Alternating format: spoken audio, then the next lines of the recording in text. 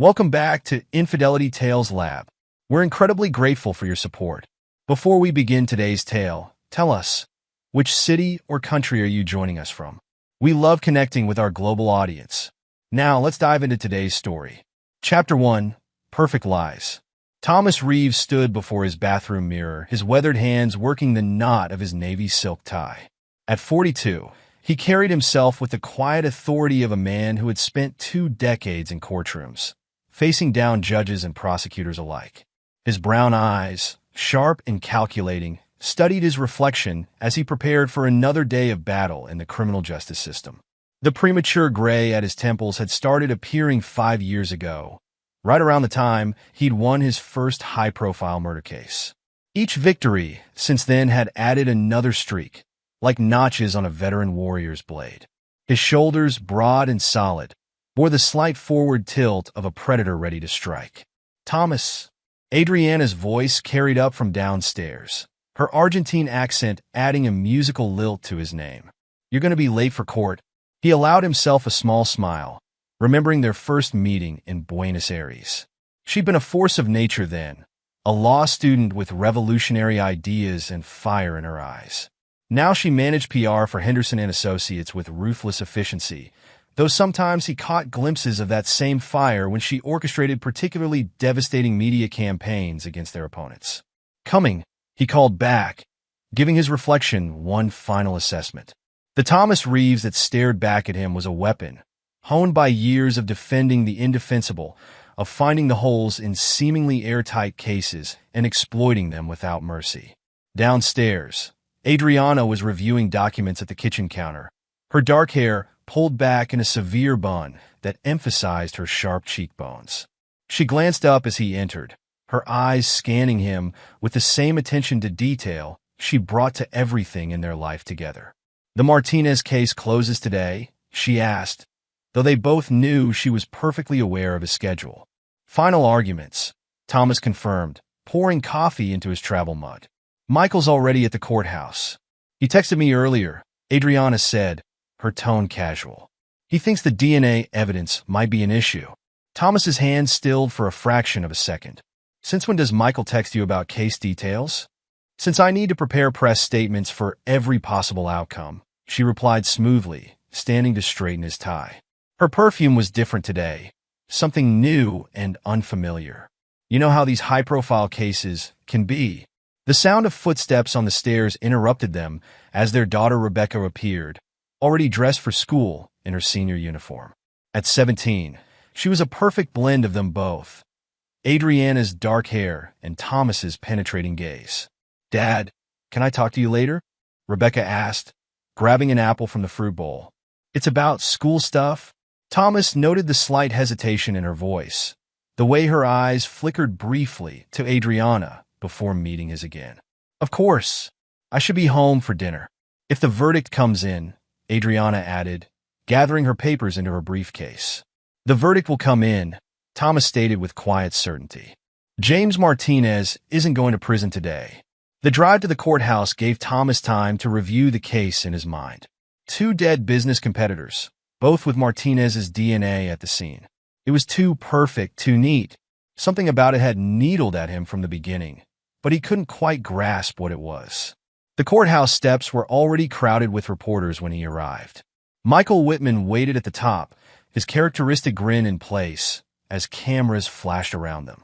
There's our star, Michael called out, clapping Thomas on the shoulder as he reached the top. Ready to make history? Thomas studied his best friend's face, the same face he'd known since their first day of law school. Michael's blue eyes held their usual confidence, but there was something else there too, something Thomas couldn't quite read. History's already been made, Thomas replied.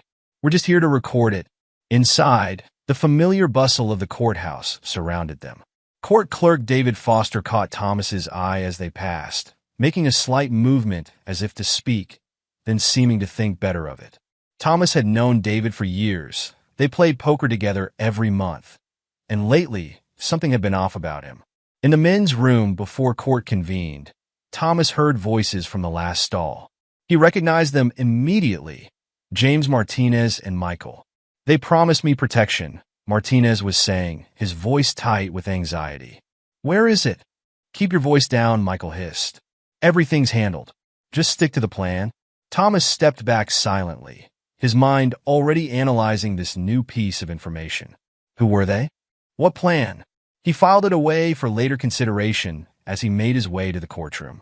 Detective Samantha Keller was already seated in the gallery when they entered. Her dark skin contrasted sharply with her crisp white shirt as she watched them with unblinking focus. She'd been thorough in her investigation. Too thorough, perhaps. Thomas had noticed her lingering after proceedings, taking notes long after everyone else had left. All rise. The bailiff called out, and Thomas pushed everything else aside. It was time to perform. His closing argument was a masterpiece of legal rhetoric, dismantling the prosecution's case point by point. He drew the jury's attention to the inconsistencies in the timeline, the lack of motive, the suspicious perfection of the DNA evidence. The prosecution would have you believe that my client, a successful businessman and father, methodically planned and executed 2 murders. Thomas addressed the jury, his voice filling the courtroom.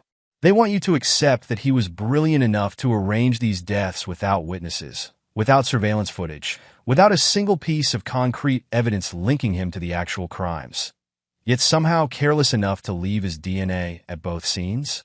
He paused, letting the contradiction sink in. The truth is simpler and far more disturbing. Someone wanted James Martinez to take the fall for these murders. Someone with access to resources, with knowledge of police procedures, with the ability to plant evidence. The prosecution hasn't just failed to prove their case beyond a reasonable doubt. They've failed to consider that they might be prosecuting an innocent man while the Real killers walk free. As he returned to his seat, Thomas caught Detective Keller's eye. Something in her expression made him pause. Not surprise or admiration at his performance, but recognition. As if he'd just confirmed something she'd already suspected. The jury filed out for deliberations, and the waiting game began. Thomas spent the recess in his office, reviewing case notes. A knock at his door revealed David Foster, the court clerk's face lined with worry. Thomas, I need to tell you something, David began, his hands fidgeting with his tie. It's about... Michael's voice boomed down the hallway. There you are. The jury's coming back. David's face fell, and he stepped back. Never mind. It's nothing. Thomas watched him hurry away, adding another piece to the puzzle he couldn't quite see. His phone buzzed. A text from Rebecca. Dad, can we talk? It's important. He dialed her number immediately, stepping into an empty conference room. What's wrong? Mom's been acting weird. Rebecca's voice trembled slightly.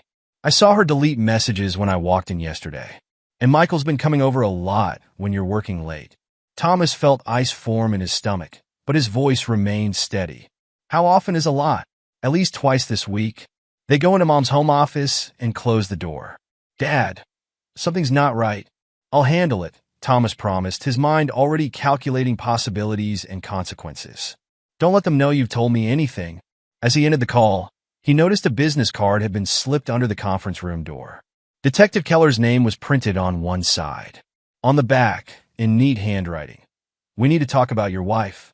Thomas stared at the card for a long moment, then tucked it into his pocket. First, he would win this case. Then he would deal with whatever game was being played behind his back.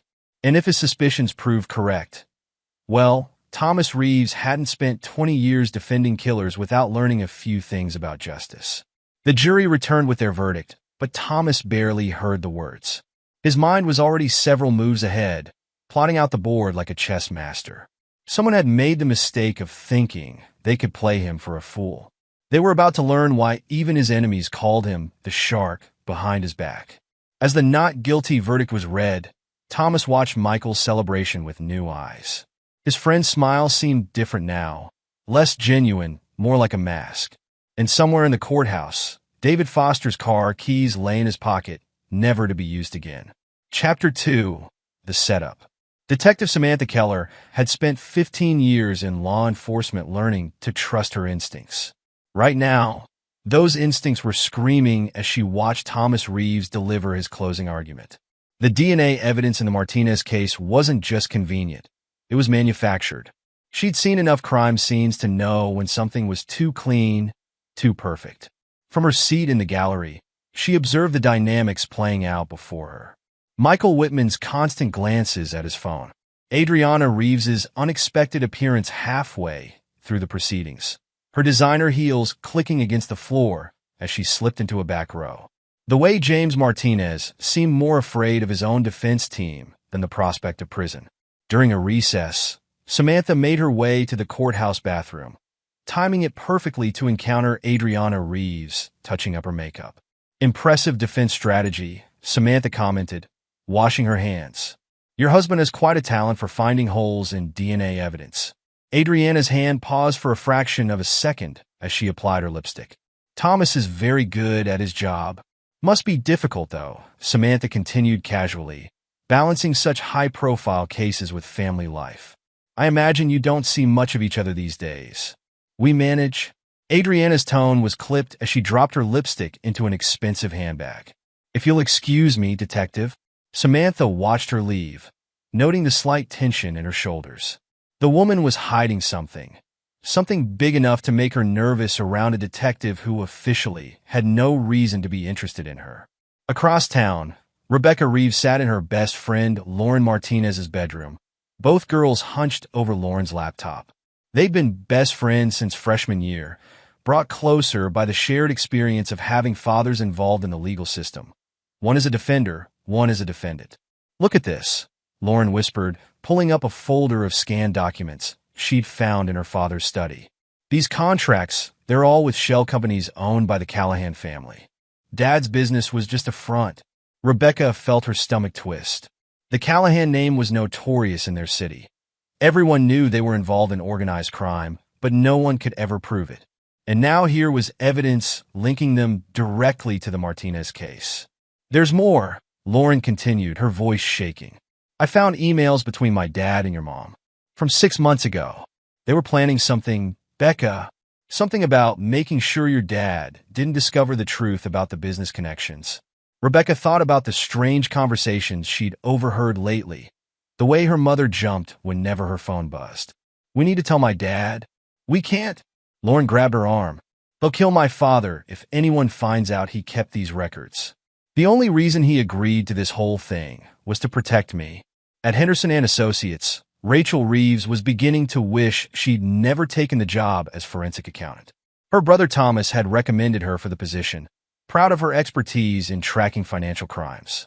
But lately, every attempt to investigate discrepancies in the firm's books was met with immediate pushback from Adriana. I need those files for the quarterly audit, Rachel insisted, standing in Adriana's office doorway. The audit has been postponed, Adriana replied without looking up from her computer. Direct orders from Michael. We're too busy with the Martinez case. That's the third postponement this year. The numbers aren't adding up, Adriana. The partner distributions, the case expenses, I said it's postponed. Adriana's voice could have frozen flame. Unless you prefer to take your concerns to the managing partners? Rachel retreated, but her mind was working overtime. That evening, she began creating backup copies of everything she could access, storing them securely off-site. Something was very wrong at Henderson and Associates, and she had a feeling her brother was somehow at the center of it. The new paralegal, Marcus Rodriguez, noticed things others missed. His military intelligence training had taught him to observe patterns, to see the connections others overlooked. He documented everything. Michael Whitman's private meetings with judges who later presided over his cases. Adriana's late-night visits to the evidence room. The way certain case files disappeared from the system, only to reappear with subtle changes to dates and details.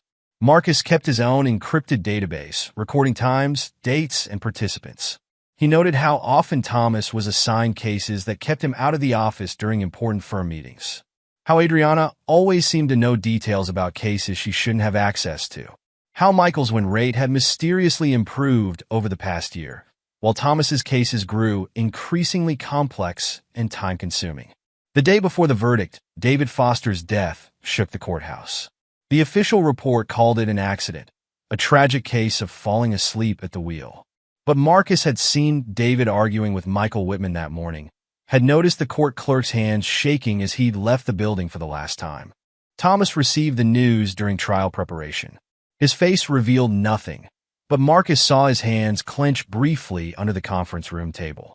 That same afternoon, Marcus observed Adriana making a phone call from the parking garage instead of her office. The first time he'd seen her break her routine of conducting all business from behind her desk. The pieces were there, forming a pattern that pointed to something massive. Marcus just hoped he could figure it out before anyone else ended up wrapped around a tree on a dark road. That evening, as the jury deliberated, Marcus watched Thomas receive a text message that made him go completely still. Within minutes, Detective Keller appeared in the courthouse, slipping a business card under the conference room door. Marcus added it to his timeline, another data point in an increasingly concerning pattern. In her own office, Detective Keller was building a different kind of timeline. Her wall held photographs, documents, and sticky notes, all connected by red string. At the center was a photo of Michael Whitman, taken 5 years ago when he'd helped her ex-husband destroy her career. She'd spent those years gathering evidence, watching patterns, waiting for the right moment. The Martinez case had given her that moment. The DNA evidence was too perfect because it had been planted, just like the evidence that had nearly ended her career. She recognized the signature, the attention to detail that only someone with intimate knowledge of police procedures would know to include. But this time, she had an ally. Thomas Reeves wasn't just a brilliant defense attorney. He was a man about to discover that everything he believed about his life was built on perfect lies. And Samantha Keller knew from experience that nothing was more dangerous than a good man who discovered he'd been betrayed by those he trusted most. Chapter 3. The Frame. The storm that broke over the courthouse matched Thomas Reeves's mood perfectly as he prepared to deliver his closing argument. 3 days of watching his wife and best friend, noting their subtle glances and carefully timed exits, had confirmed his worst suspicions. But Thomas hadn't survived 20 years in criminal defense by showing his hand too early. Detective Keller's words from their private meeting echoed in his mind. Your DNA wasn't accidentally at those crime scenes. Someone put it there. Someone with access to your personal items. The evidence she'd shared was damning.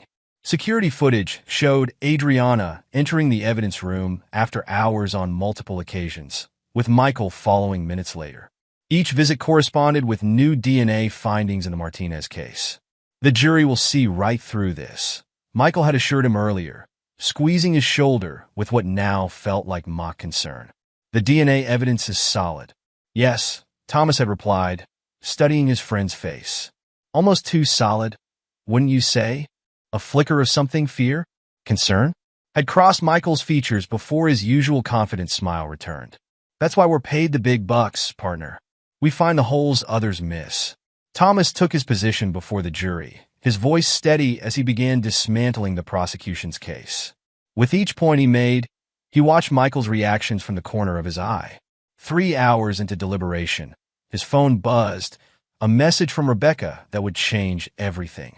Dad, I'm sending you something important. Don't react. Just watch.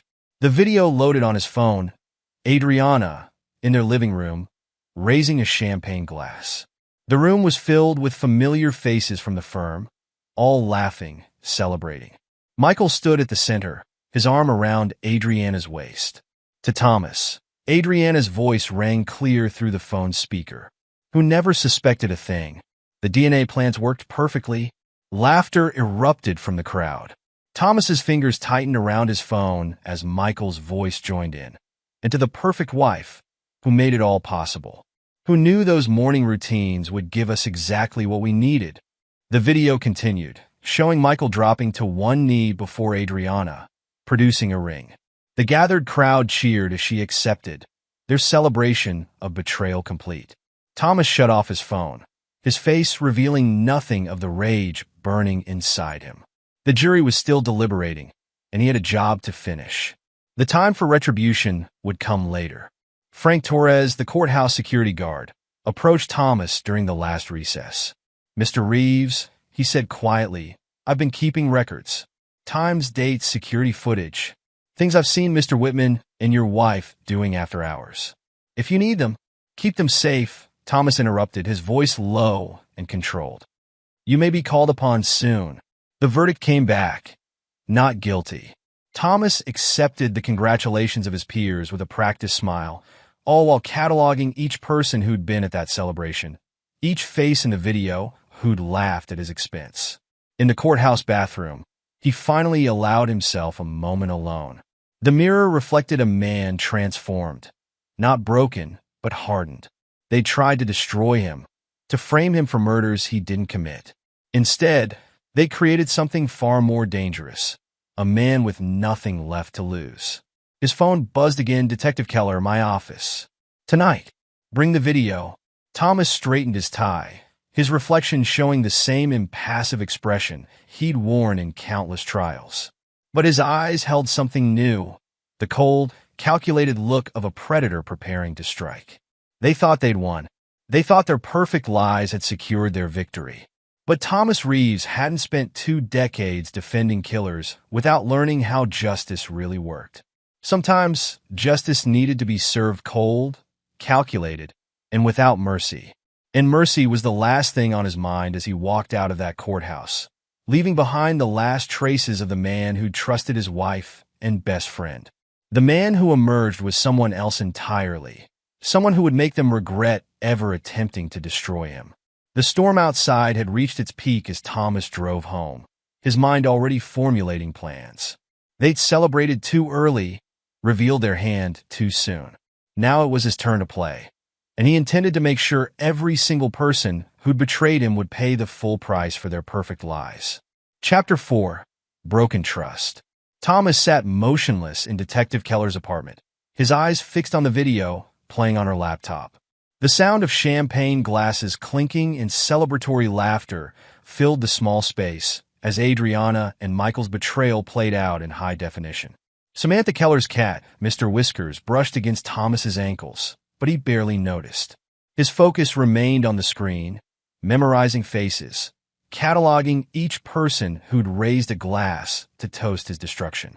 Here, Samantha pushed a glass of whiskey across her desk. You look like you need this.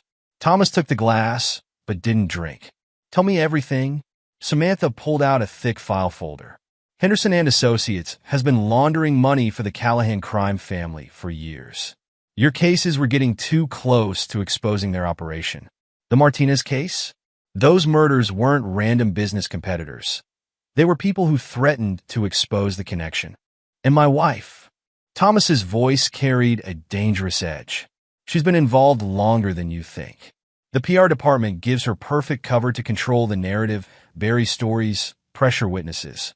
Samantha hesitated. There's more. 5 years ago, Michael Whitman helped my ex-husband frame me for corruption. I lost my detective shield, spent 2 years fighting to clear my name. Thomas finally took a sip of whiskey. Why help me now? Because I recognize the look in your eyes. It's the same one I saw in my mirror for 2 years. You're not going to just walk away from this. You're going to make them pay. And you want to help? I want justice. Samantha opened her laptop, pulling up files. The firm's managing partner, Richard Henderson, died 6 months ago. Heart attack, according to the official report. But look at these toxicology results I managed to get. Thomas studied the report. Poison. Exactly. And guess who handled all the paperwork for his estate? Michael. With your wife's help. Samantha pulled out more documents. They've been systematically positioning themselves for this.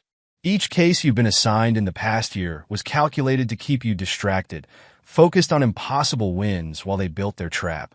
Thomas's phone buzzed. A text from Rachel. Need to meet. Found something in the books.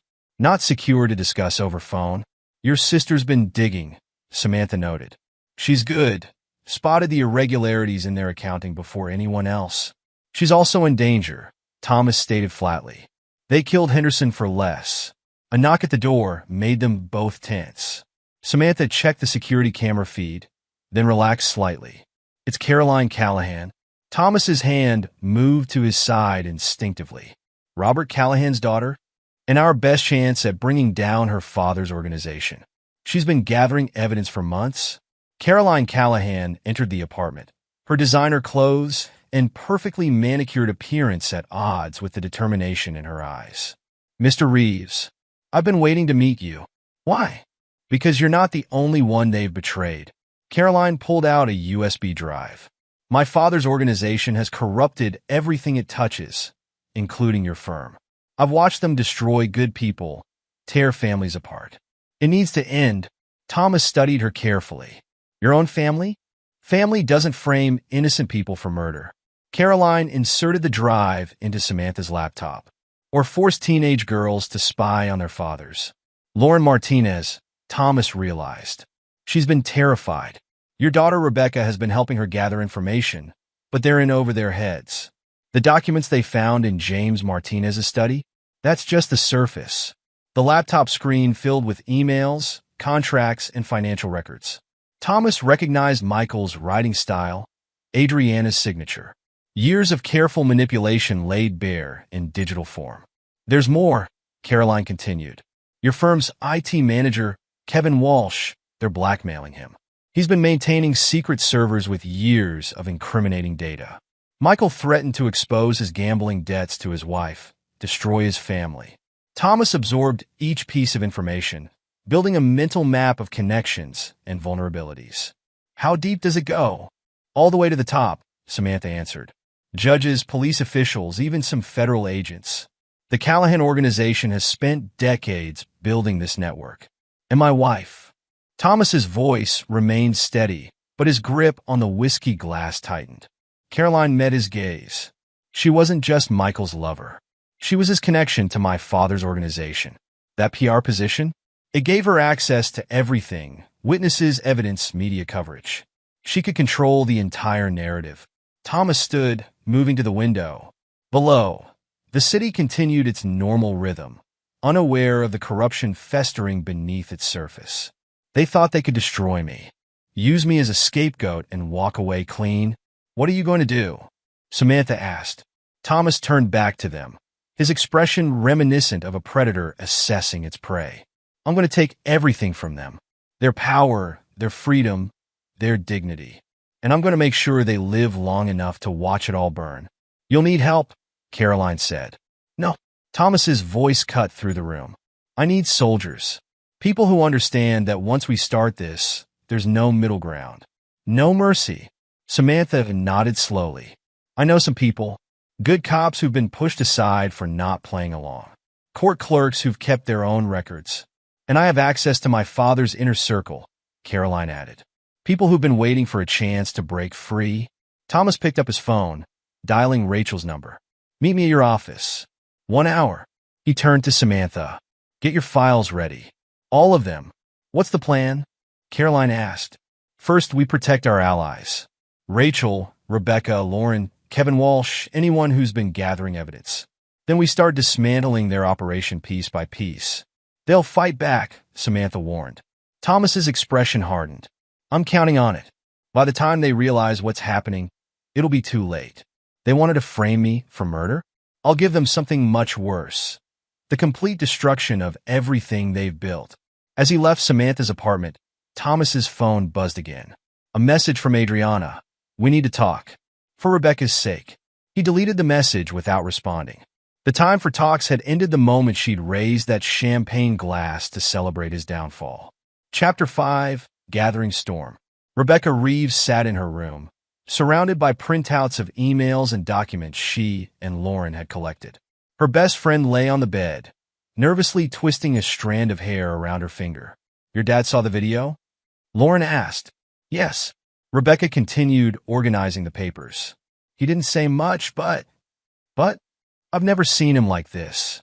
It's like something broke inside him, but instead of falling apart, he turned to steel. Lauren sat up. They're going to kill my father if they find out he kept records. They won't.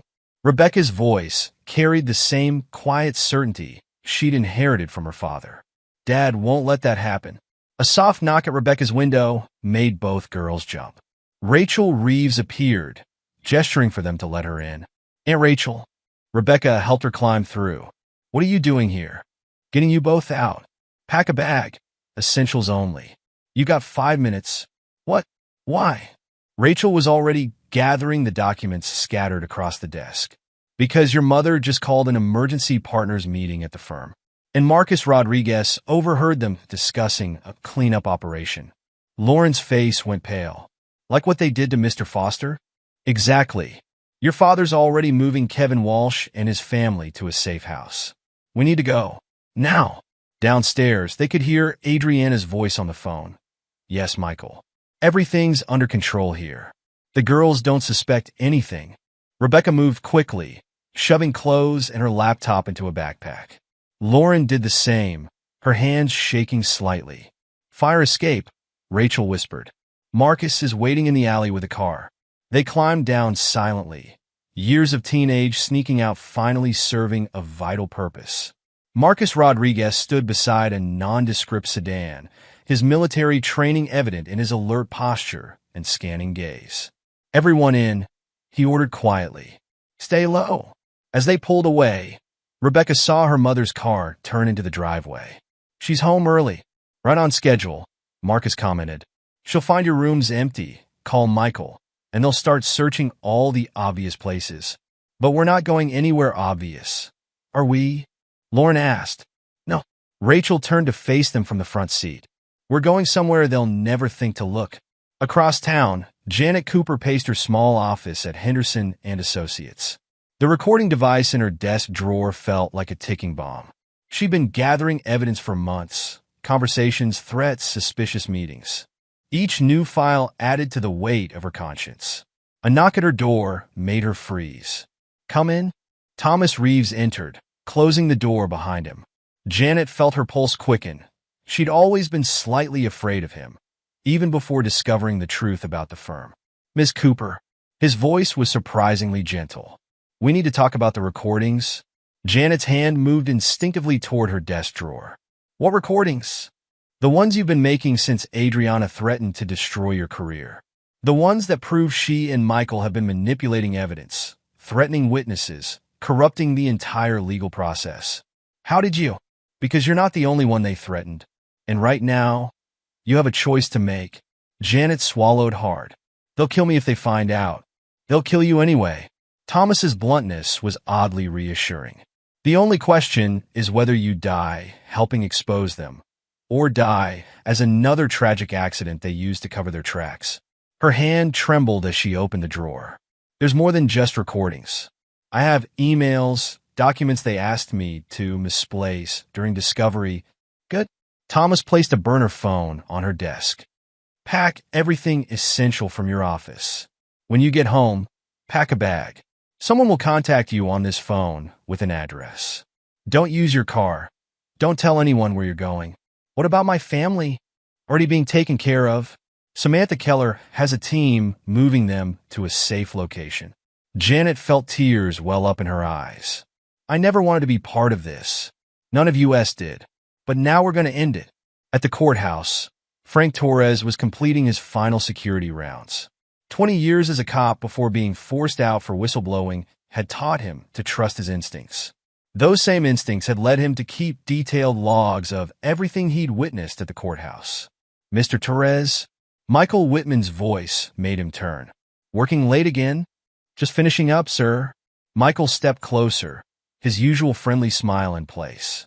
I've noticed you spent a lot of time watching the security cameras. Taking notes. Very thorough. Frank kept his expression neutral. Part of the job, sir. Of course. Given recent events with poor David Foster, I'd hate to see anything happen to another valuable member of our courthouse family. The threat hung in the air between them. Frank thought of the encrypted files he'd stored in multiple locations. The dead man's switch he'd set up to release everything if anything happened to him. I appreciate your concern, Mr. Whitman.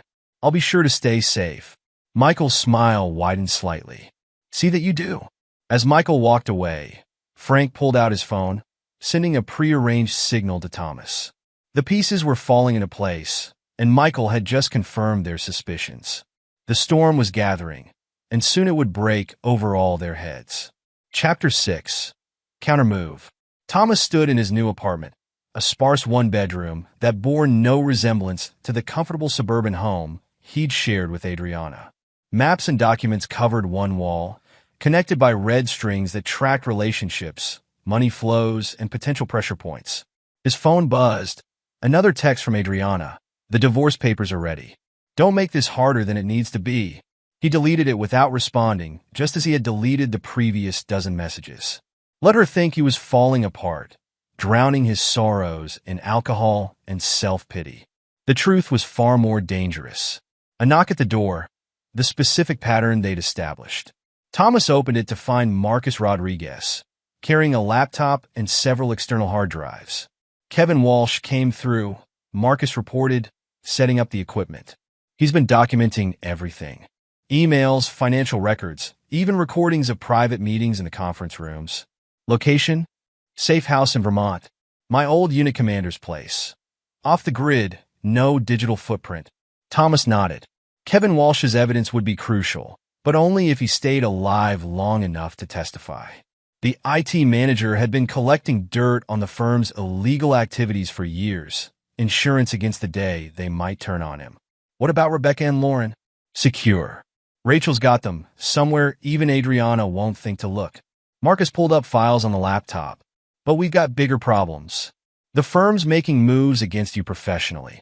Thomas scanned the documents. Disciplinary complaints, allegations of evidence tampering, witnesses suddenly remembering misconduct during old cases. Michael's pushing for disbarment, Marcus continued. They're trying to destroy your credibility before you can fight back. Let them try. Thomas's voice carried no emotion. Each attack is another piece of evidence, another thread we can pull. His phone rang, Caroline Callahan. We have a problem. Father's getting suspicious. He's called a meeting of his inner circle. When? Tomorrow night. Michael and Adriana will be there. Thomas absorbed this information, adjusting mental calculations. Good. Let them meet. Let them think they're in control. There's more. Caroline's voice dropped lower. I found something in Patricia Henderson's medical records. Richard's death wasn't the first time they used poison. Thomas remembered Richard Henderson's widow, how quickly she'd accepted the heart attack explanation. She was involved? No, she was a victim. They've been dosing her for months. Small amounts, making her seem unstable, paranoid. Any accusation she makes about Richard's death can be dismissed as grief-induced delusions. Get her out. Today. Already done. Samantha has her at a private medical facility. They're documenting everything. Thomas ended the call, turning to Marcus. We need Janet Cooper's recordings. Now. She's scared. She should be. But she'll be dead if she stays at the firm. Thomas picked up his coat. I'll handle it personally. At Henderson and Associates, Janet Cooper was already regretting her decision to stay late. The office felt different at night, threatening.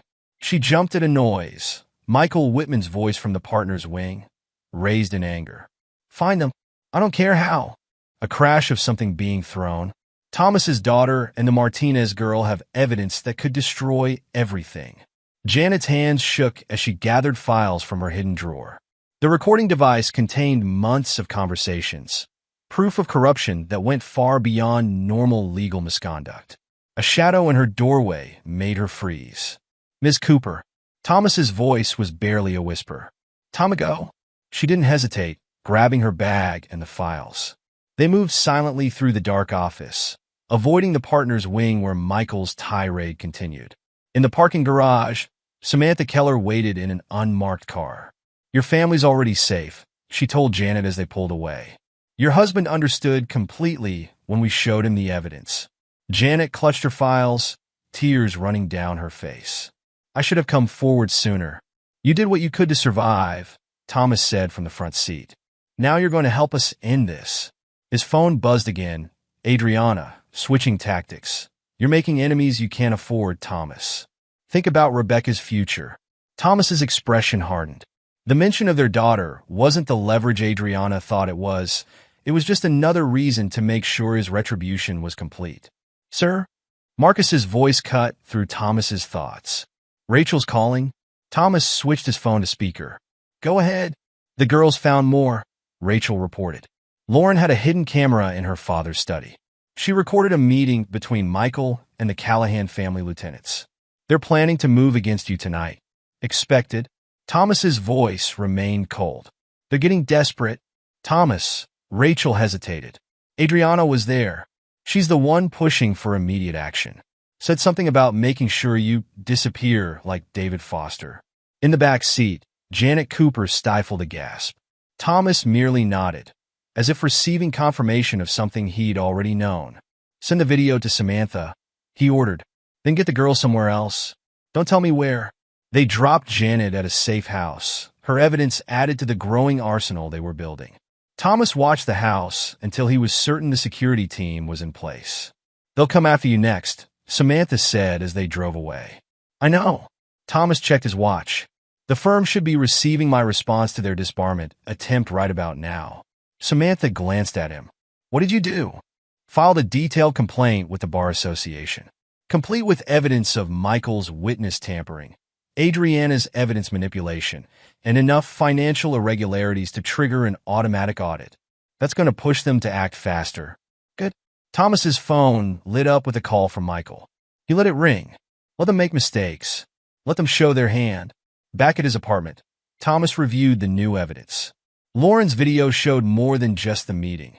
It showed Michael and Adriana discussing previous removals of people who'd threatened their operation. The confession was clear, damning, and completely admissible in court. A knock at his door. Frank Torres with his security logs. "They're cleaning house at the courthouse," he reported. 3 judges suddenly announced early retirement. 2 clerks called in sick indefinitely. "They're running scared," Thomas noted, adding the information to his wall of evidence. "Not scared enough." Frank pulled out his phone, showing Thomas a message. "They just posted armed security at all firm entrances. Michael's called an emergency partner meeting for tomorrow morning." Thomas's phone buzzed again. Adriana had switched to email. "You're forcing my hand, Thomas. Remember when you taught me about mutually assured destruction? Don't make me prove I was paying attention." He forwarded the email to Samantha without comment. Another piece of evidence, another nail in their coffin. The night deepened as Thomas and his allies consolidated their positions. Marcus coordinated security for their witnesses. Rachel moved the girls again. Samantha worked her contacts in law enforcement, building support for the coming storm. And Thomas waited, his rage now a cold, focused weapon. They tried to destroy him, to take everything he'd built. Instead, they created their own destruction. A man with nothing left to lose and the knowledge to tear their world apart. Tomorrow would bring new battles, new betrayals. But tonight, in the quiet of his Spartan apartment, Thomas Reeves allowed himself a small, dangerous smile. The next move was his, and he intended to make it count. The storm wasn't just gathering anymore. It was about to break. And when it did, no amount of money, power, or connections would save them from the justice they'd so richly earned. Chapter 7. The Trap. The annual Henderson and Associates charity gala buzzed with nervous energy. Michael Whitman stood at the podium, his practiced smile in place as he addressed the crowd of legal and business elite. "Integrity in law isn't just a slogan," he proclaimed, his voice carrying across the ballroom. "It's the foundation of everything we do at Henderson and Associates." In the service corridor behind the ballroom, Thomas Reeves checked his watch. Beside him, Samantha Keller adjusted her earpiece, listening to updates from her team. "Federal agents are in position," she whispered. "All exits covered." Thomas nodded, his expression carved from stone. "Caroline?" Her father's security team just responded to an emergency at their warehouse. Marcus's former unit is keeping them busy. "Kevin?" Samantha checked her phone. "In position. Ready to trigger the server lockdown on your signal." Thomas pulled up the building schematics on his tablet, marking their path to Michael's office. The safe they needed to access was hidden behind a painting, a fact Caroline had learned during one of Michael's more boastful moments with her sister Patricia. Remember, Thomas's voice was low, dangerous. "The federal raid is just the distraction. While they're securing the ballroom, we get what we need from that safe." "You really think Michael kept physical evidence?" "He kept everything. Insurance against the Callahans, blackmail material on judges, proof of all their schemes. A man like Michael doesn't trust digital copies alone." Michael's voice continued to drift from the ballroom. "Our commitment to justice has never wavered." "Lying until the end," Samantha muttered. Thomas checked his burner phone, a message from Rebecca. "Mom just got the alert about the warehouse. She's trying to reach Michael." Perfect. Each piece was falling into place. At exactly 9:15 p.m., multiple things happened simultaneously. Federal agents burst into the ballroom, Kevin Walsh's program locked down the firm's servers and began uploading files to secure locations, and the fire alarm system activated. Marcus's addition to cause maximum chaos. Thomas and Samantha moved swiftly through the confusion, their path to Michael's office clear. Years of defending criminals had taught Thomas how to move unnoticed, how to blend into shadows and slip past distracted guards. Michael's office door yielded easily to Samantha's expertise. Inside, Thomas went straight to the painting, an original Monet that Richard Henderson had purchased years ago. Behind it, just as Caroline had described, sat a wall safe. "How long?" Thomas asked. Samantha examined the lock. 2 minutes, maybe less. As she worked, Thomas's phone vibrated, Adriana calling. He declined the call, imagining her panic as she realized their carefully constructed world was crumbling. The safe opened with a soft click. Inside, decades of corruption lay neatly organized in folders and USB drives. Thomas began photographing everything, while Samantha transferred the contents to her secure bag. Samantha's voice drew his attention to one folder. Inside lay proof that Michael and Adriana had orchestrated not just the recent murders, but 4 others over the years. Each killing disguised as an accident or random crime. Each victim a threat to their operation. Court clerk who asked too many questions about missing files. Thomas read from one document. Private investigator looking into Richard Henderson's death. Reporter investigating the Callahan family's legal connections. And David Foster, Samantha added, finding another file. They killed him because he was going to warn you? Footsteps in the hallway made them freeze. Then Marcus's voice through their earpieces. Michael just slipped away from the federal agents. He's heading your way? Thomas motioned Samantha behind the door, taking position beside the desk. Moments later, Michael burst in, his confident facade shattered by panic. Looking for this? Thomas held up the folder of murder evidence. Michael spun around, his face twisting with rage. You? Me? Thomas remained perfectly still, his voice devoid of emotion. Did you really think I wouldn't figure it out? That I'd just accept being framed and walk away? You don't understand what you're dealing with. Michael's hand moved toward his jacket. The Callahans are being dismantled as we speak. Thomas cut him off. Caroline's been very helpful. So has Patricia Henderson. Now that she's free of the poison you and Adriana were feeding her. Michael's eyes widened.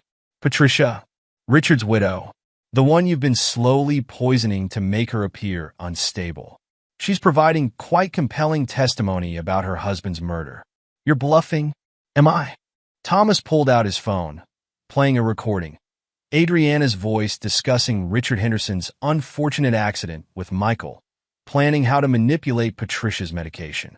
It's over, Michael. Samantha stepped out, her badge displayed. The only question is how many murders we can prove you ordered. Michael lunged for the desk drawer, where Thomas knew he kept a gun. But Thomas was ready. Years of tension and betrayal fueled his movement as he grabbed Michael's arm, twisting it with brutal efficiency. The crack of breaking bone was followed by Michael's howl of pain. That's for David Foster, Thomas said calmly, watching his former friend crumple to the ground. The rest will come through the justice system you corrupted. Federal agents burst in, securing Michael as he spat threats and promises of revenge. Thomas watched impassively, the folder of evidence secure in his hands. Mr. Reeves, Agent Wilson approached. We've secured the ballroom. Mrs. Reeves is asking to speak with you. No. Thomas's refusal was absolute. She can talk to her lawyers. Tonight, tomorrow, for the next 25 years. That's all she deserves to talk to. His phone buzzed with another message from Rebecca. Dad, it worked. Lauren's father just called. He's ready to testify. Says he has recordings of everything. Thomas allowed himself a small nod. James Martinez's testimony would be the final nail in their coffin, proving how deep the corruption went. In the chaos of the raid, Caroline Callahan slipped away unseen, her part played perfectly. Her father's organization would never recover from this night. Thomas watched as Michael was led away in handcuffs, his designer's suit wrinkled, his confident smirk replaced by impotent rage. Soon, Adriana would join him. Their perfect lies had finally caught up with them. And Thomas Reeves, the man they'd tried to destroy, stood in the ruins of their empire, holding the evidence that would ensure they spent the rest of their lives paying for their betrayal. "Ready?" Samantha asked, securing the last of the evidence. Thomas took one final look around the office where so many corrupt deals had been made, so many lives destroyed. "Let's finish this." Chapter 8. Justice Served. The evidence room at the federal building hummed with activity as agents processed the mountain of documentation seized from Henderson and Associates. Thomas stood at the observation window, watching Adriana's interview through the one-way glass. "Mrs. Reeves," Agent Wilson's voice came through the speaker. "Let's talk about Richard Henderson's death." Adriana sat straight-backed in her chair, her designer outfit incongruous in the stark interview room. "I want my lawyer." "Your lawyer's been arrested for conspiracy to commit murder." Agent Wilson laid out photographs. "These show you entering the evidence room on multiple occasions. Care to explain?" "I have nothing to say." "Then perhaps you'd like to explain these." More photos appeared. Surveillance footage of Adriana meeting with key witnesses, documents showing transfer of funds, recordings of threats made to Janet Cooper. Thomas observed each micro-expression that crossed his wife's face, noting the exact moment she realized the depth of their exposure. 20 years of marriage had taught him her tells. The slight tightening around her eyes, the almost imperceptible tension in her shoulders. "Mrs. Reeves," Wilson continued, "we have evidence linking you and Mr. Whitman to 6 murders. The DA is seeking the death penalty. Now might be a good time to cooperate." Adriana's mask finally cracked. "I want a deal." Behind Thomas, Samantha made a quiet sound of satisfaction. "They always break, even the strong ones." "She was never strong," Thomas replied. "Just good at pretending." The door opened, admitting James Martinez and his daughter Lauren. James looked exhausted but determined, clutching a briefcase full of recordings. "Mr. Reeves?" James couldn't quite meet Thomas's eyes. I'm sorry. They threatened Lauren. I had no choice. You have one now." Thomas's voice remained neutral. "Make it count." Lauren squeezed her father's arm. "We brought everything, Dad. All the recordings, the documents, everything you kept to protect us." James nodded, squaring his shoulders. "I'm ready to testify. About all of it. The murders, the fraud, how they used my business to launder money for the Callahans." In another interview room, Michael Whitman faced his own reckoning. His broken arm was set and bandaged, but his arrogance remained undiminished. "You really think this will stick?" he sneered at the federal prosecutors. "I have connections." "Your connections are being arrested as we speak," Thomas interrupted, entering the room. "Judge Harrison just confessed to accepting bribes. Judge Wells provided records of every case you corrupted. Even your friends in the DA's office are scrambling to make deals." Michael's facade cracked slightly. "You can't prove 6 murders." Thomas laid out crime scene photos. David Foster, Richard Henderson, the reporter who asked too many questions, the investigator who got too close. All killed on your orders, with my wife's help. And we have proof of each one. You're enjoying this, aren't you? Michael's voice dripped venom, playing the righteous avenger. "No, Michael, I'm not enjoying it. I'm ensuring it. There's a difference." Thomas leaned closer, his voice dropping to a whisper. "You try to destroy me, frame me for murder, turn my daughter against me. Now you get to spend the rest of your life in a cell, knowing that I'm the one who put you there." Michael lunged across the table, but federal agents quickly restrained him. Thomas didn't flinch, didn't even blink. He simply watched as his former friend was dragged away, screaming threats and promises of revenge. In the evidence processing room, Rachel Reeves worked with forensic accountants to unravel the firm's financial web. Her careful documentation had exposed millions in laundered money, bribes disguised as legal fees, payoffs hidden in shell companies. "The Callahan connection is confirmed," she reported to Thomas. Caroline provided banking records going back 15 years. They used the firm to clean over $200 million in illegal profits. Marcus Rodriguez entered, his military bearing evident in his precise movements. Kevin Walsh's server dump is a gold mine. Emails, recorded conversations, video feeds from the conference rooms. They documented everything, thinking it made them untouchable. Their insurance policy became their downfall, Samantha observed. Patricia Henderson arrived next, supported by medical staff. Weeks of treatment had cleared the poison from her system, restoring her clarity and strength. They killed Richard, she stated firmly. I have proof, medical records showing the gradual poisoning, documents Richard gathered before his death. He was going to expose them, so they murdered him and tried to make me look insane. The evidence mounted hour by hour. Janet Cooper's recordings revealed years of witness tampering and evidence manipulation. Frank Torres's security logs documented countless suspicious meetings and unexplained access to restricted areas. Judge Margaret Wells provided the final blow, detailed records of bribes, threats, and corrupted cases stretching back over a decade. Her testimony implicated other judges, prosecutors, and law enforcement officials who'd been part of the Callahan organization's network. The arrests made headlines nationwide. Prestigious law firm exposed AS criminal enterprise, screamed the New York Times. Murder, money laundering, and corruption at Henderson and Associates, declared the Wall Street Journal. Thomas watched the news coverage from his sparse apartment, his expression unchanging as reporters detailed each revelation. The video of Adriana and Michael's champagne celebration played on several channels, their mockery of his trust now exposed to the world. His phone rang. Rebecca.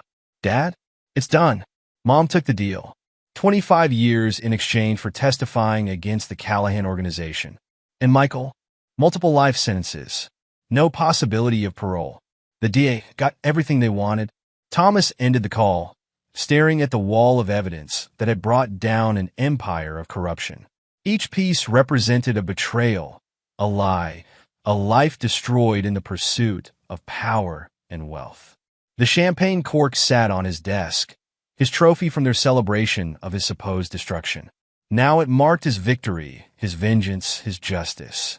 A knock at the door revealed Caroline Callahan. My father's gone, she reported. Private plane to a non-extradition country. But his organization is finished.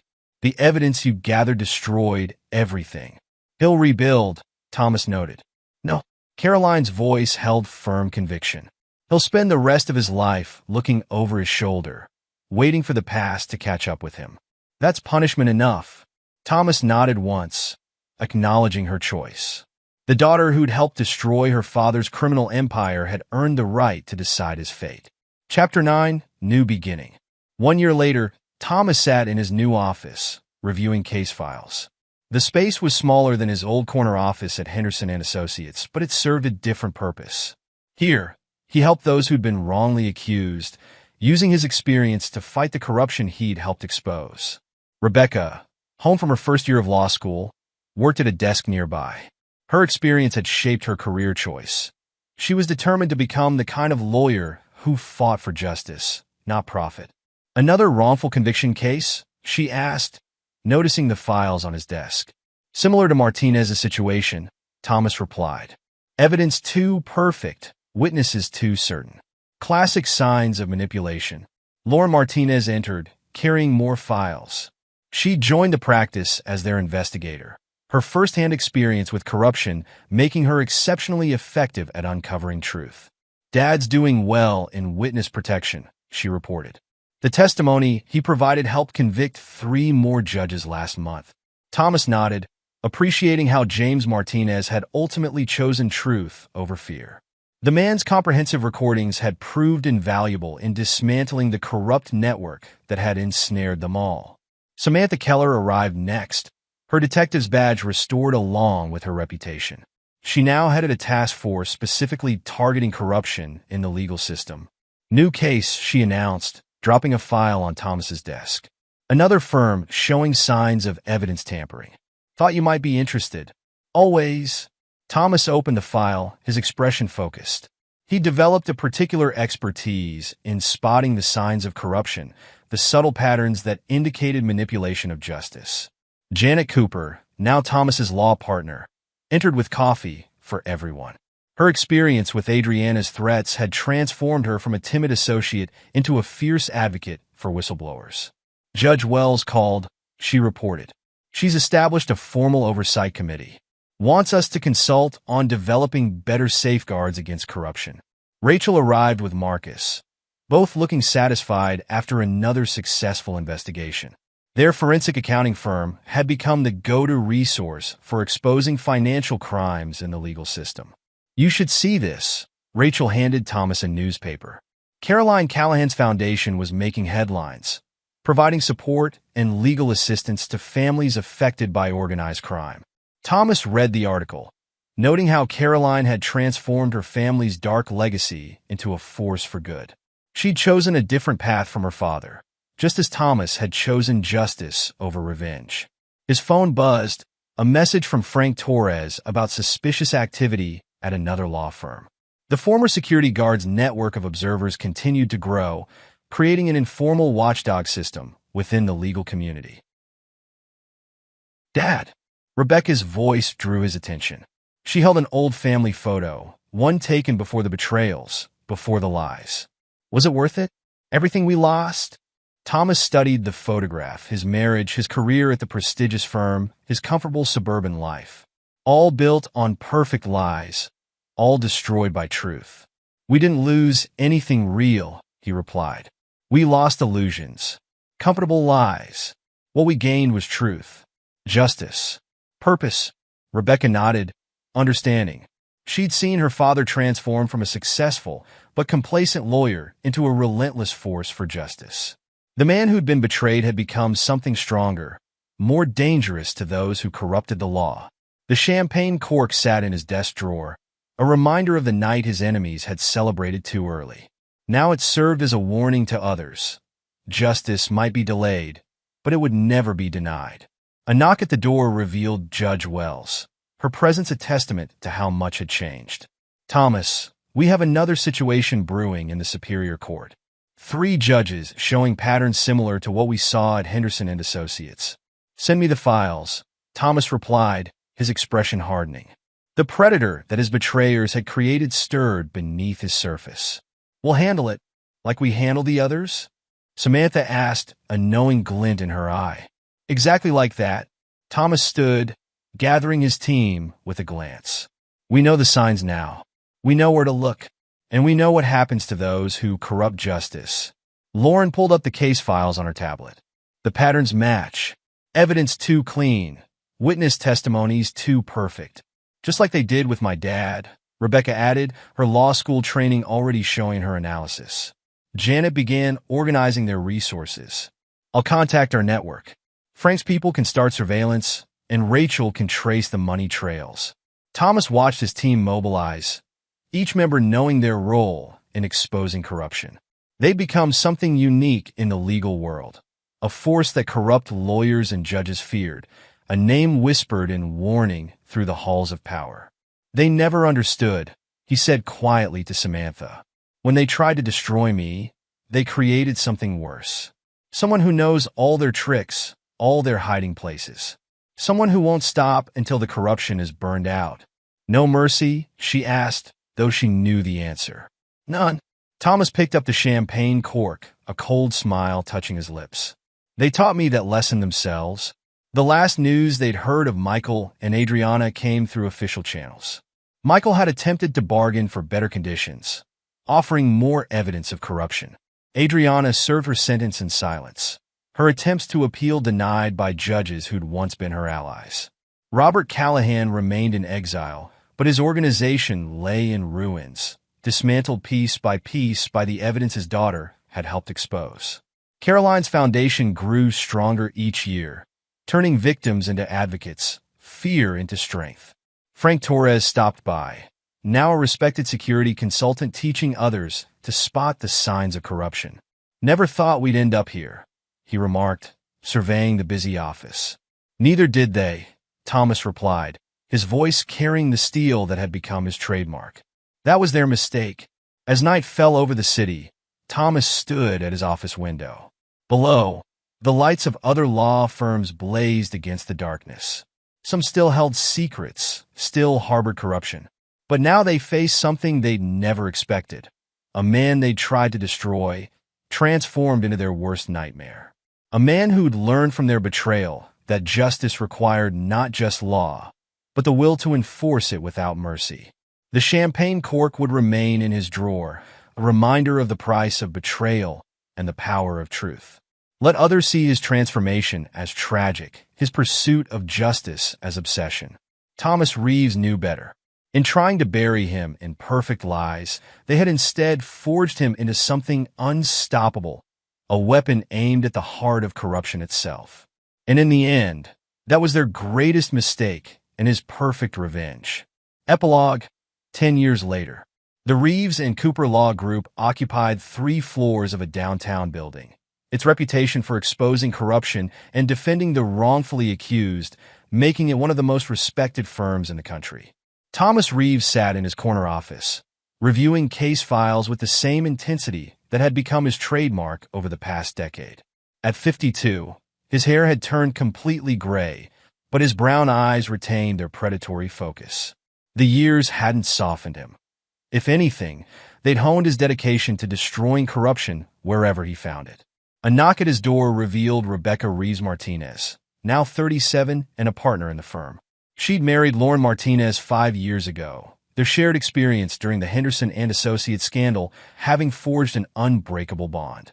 "Dad, you need to see this." Rebecca placed a tablet on his desk.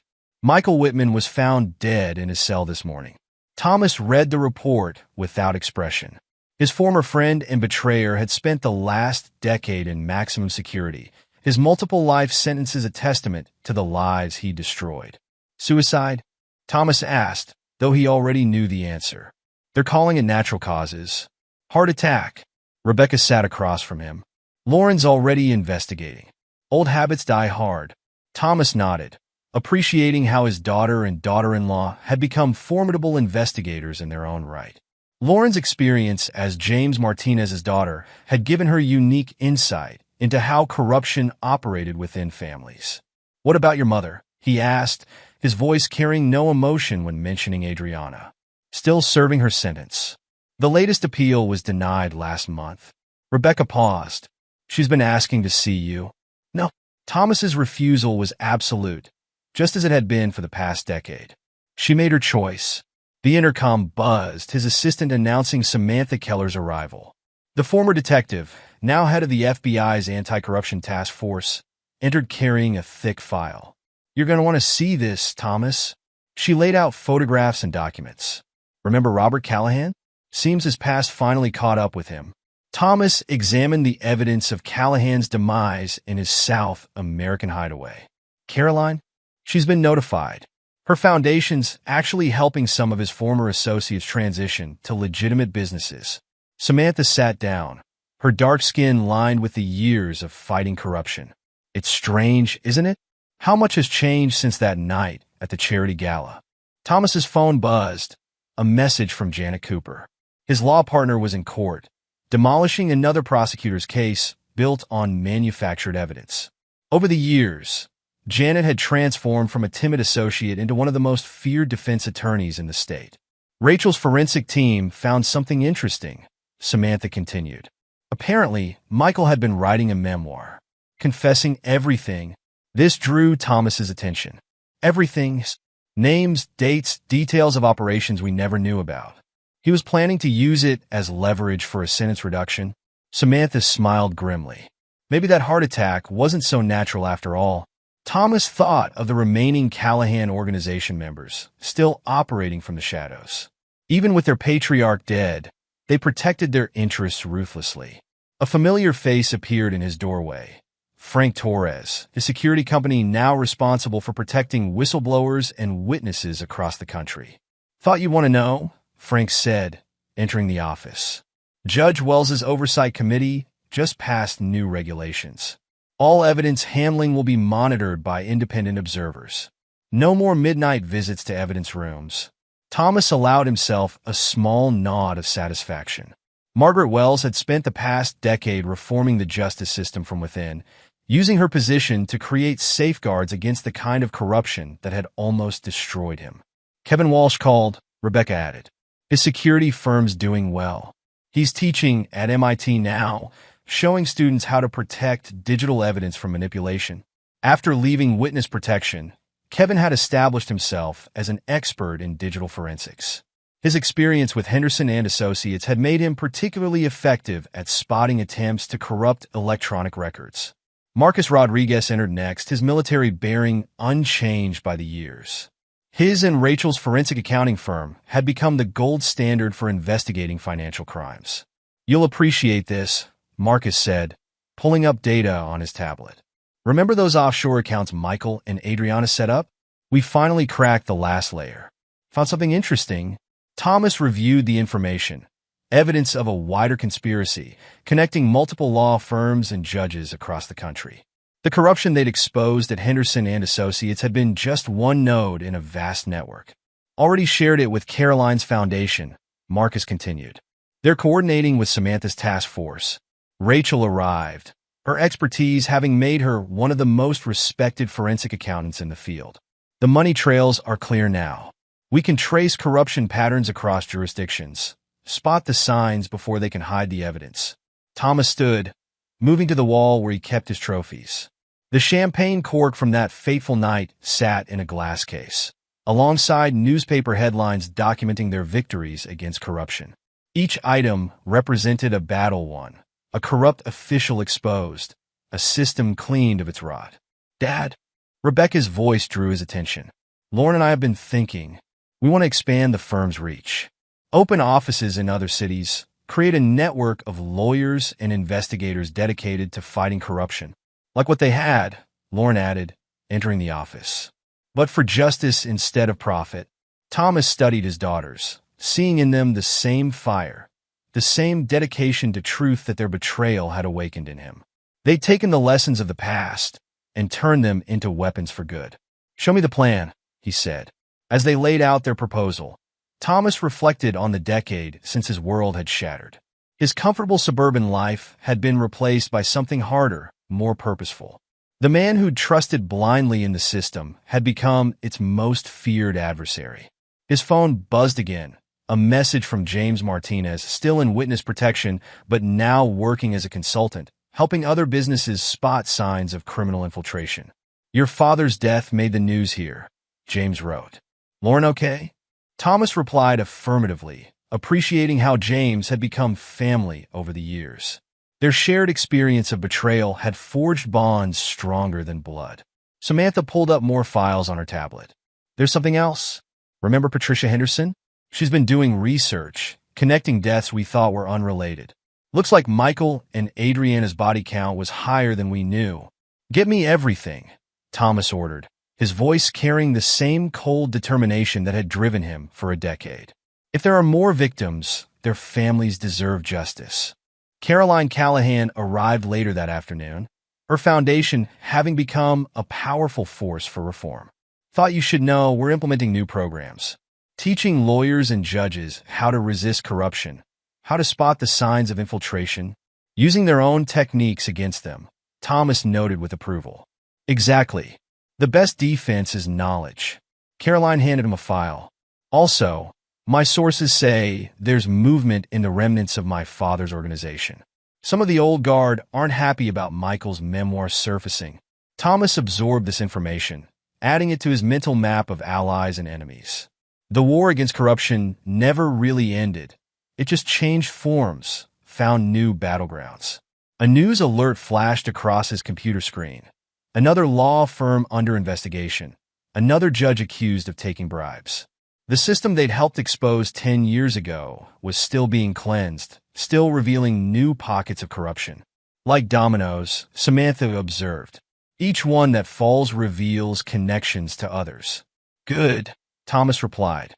"Let them fall." Rebecca and Lauren shared a look, understanding their father's relentless drive.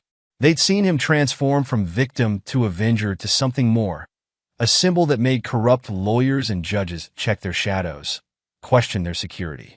"The difference is," Rebecca said, "now we have a network. Resources. People who know what to look for." "Thanks to you," Lauren added. "What they did to you, trying to frame you, destroy you, it created something they never expected."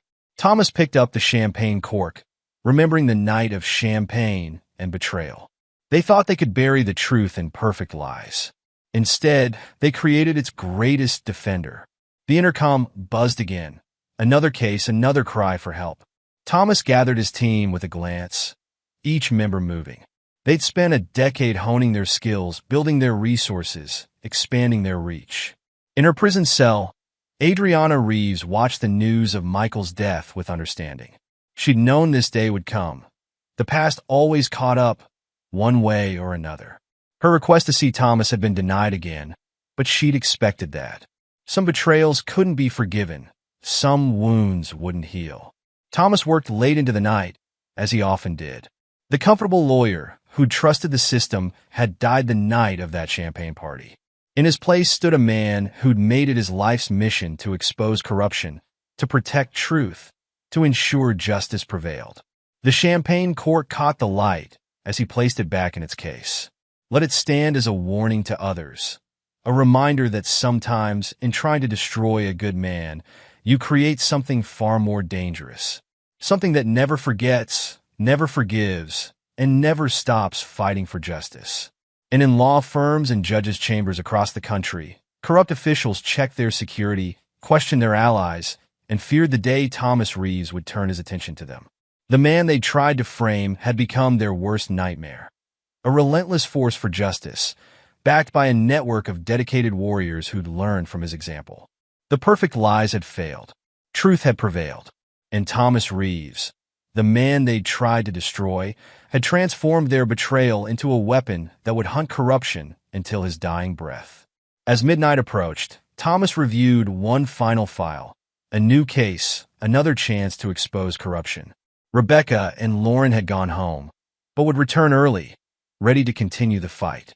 Samantha's task force would coordinate with Caroline's foundation. Marcus and Rachel would trace the money.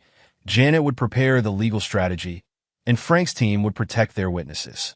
The system that had almost destroyed him now feared him. The corrupt power brokers who'd once laughed at his downfall now jumped at shadows. And somewhere in the city, another champagne party celebrated another perfect lie. Not knowing that Thomas Reeves and his team were already on their trail, ready to expose their corruption and bring them to justice. Some prices needed to be paid. Some lessons had to be learned. And some men, when pushed too far, became the very thing their enemies feared most. An incorruptible force for justice, fueled by betrayal, armed with truth, and dedicated to ensuring that no perfect lie would ever go unexposed.